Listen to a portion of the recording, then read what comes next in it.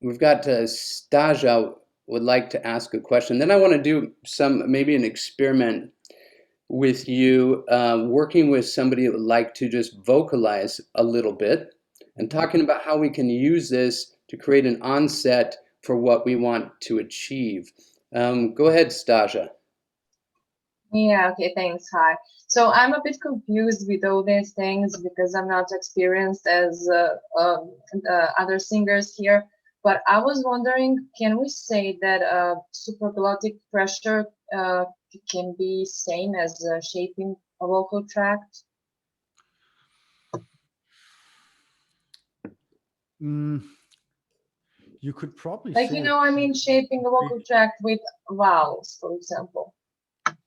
probably in the big picture, we could a little bit call it in that direction. Yeah, I would at least personally say. What do you think, Philippe? I think at least to some extent, yes, because the tongue and soft palate and so many parts are really a part of it. So in micromanagement, it might actually have a big part in that. Yes.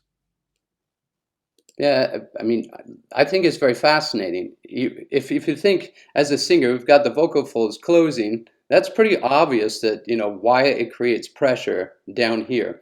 But if you open your mouth, there's nothing. What's blocking the air coming out? What's causing that, supra or postglottic pressure? And I think that's where it can get a little confusing. So yeah, I agree. With what you said and what Stasia said, the configuration or the shapes that you create up here, they have a major influence. But we can't also ignore what the vocal folds are doing. And the vocal folds need that supraglottic pressure, that those to work efficiently, because I didn't know for a long time. It's like, oh my gosh, so you're saying that the air that's going out of my vocal folds is actually not all of it's going out, some of it's getting kind of recycled like water to create this constant pressure zone in there, and energy and sound is also going back.